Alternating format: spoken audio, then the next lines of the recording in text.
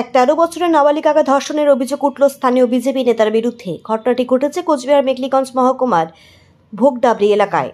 পরিবার সূত্রে জানা গেছে, ঘটনায় প্রধান অভিযুক্ত দীপক শীল পাকা বাড়িতে তারই পাড়ার একটি মেয়েকে ডেকে নিয়ে যায় এবং তাকে ধর্ষণ করে। ঘটনাটি ঘটেছিল প্রায় 2 মাস আগে, কিন্তু গত 6 তারিখ বিষয়টি পরিবারের সামনে আসে। অভিযুক্ত দীপক শীল এলাকায় বিজেপি নেতা হিসেবে পরিচিত।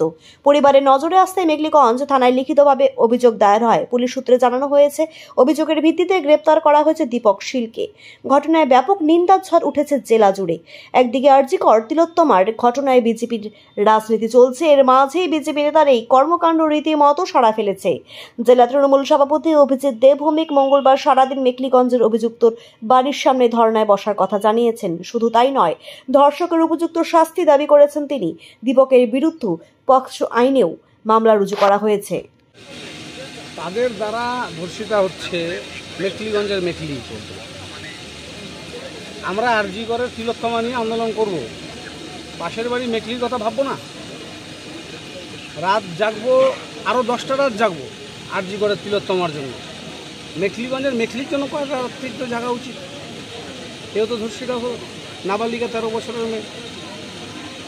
বিজেপির নেতা এলাকার দাপিয়ে বেড়ান, তার দ্বারা ধর্ষিতা হলো বিজেপিরই কর্মী মেয়ে।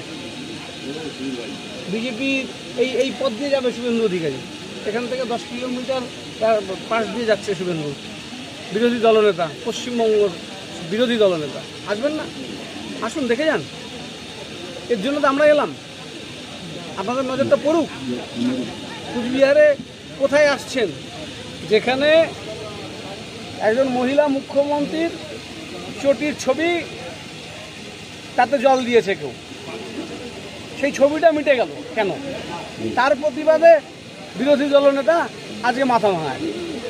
তো এত কাজ দিয়ে যাবেন, 13 বছরের মেয়ে, আপনার দলের নেতা রেপ করেছে, আসবেন না একবার সেই পরিবারটাকে সহানুভূতি দেওয়ার জন্য? সেই মেয়ের পরিবারটিকে সরিয়ে দেওয়া হয়েছে যাতে তৃণমূল কথা বলতে না পারে। এটা দুর্ভাগ্যজনক ঘটনা। এভাবে শাক দিয়ে মাছ ঢাকা যাবে না, যাবে না। পশ্চিমবাংলায় তো এই দ্বিচারিতা চলবেই না, এটা দ্বিচারিতা চলছে। একদিকে নিজেরা ধর্ষক, আরেকদিকে ধর্ষণের বিরুদ্ধে বাদ যাচ্ছেন। প্রতিবাদ করতে হবে। আজকে পশ্চিমবঙ্গ সরকারের তদন্তে যে উঠে এসছে, তার বাইরে এখনো পর্যন্ত কোনো রেপিস্ট ধরা পড়লো না তিলোত্তমার ঘটনায়। সেটা নিয়ে আন্দোলন চলছে। চলুক, আরও চলুক, আরও হোক আন্দোলন, অসুবিধা নেই। আমাদের নেত্রী বললে সে প্রতিবাদ চলুক, কিন্তু সুপ্রিম কোর্ট না বলছে। সুপ্রিম কোর্ট না বলছে, এটা এইভাবে আর চলতে দেওয়া যায় না। বিনা চিকিৎসায় 30 জন মারা গেল, ডাক্তাররা কাজে যোগ দিচ্ছেন না। আর পাড়ায় পাড়ায় গ্রুপ করে পিকনিকের মতন এক বাড়িতে রান্না হচ্ছে, এই রবিবার পরের রবিবার আরেক বাড়িতে রান্না হচ্ছে।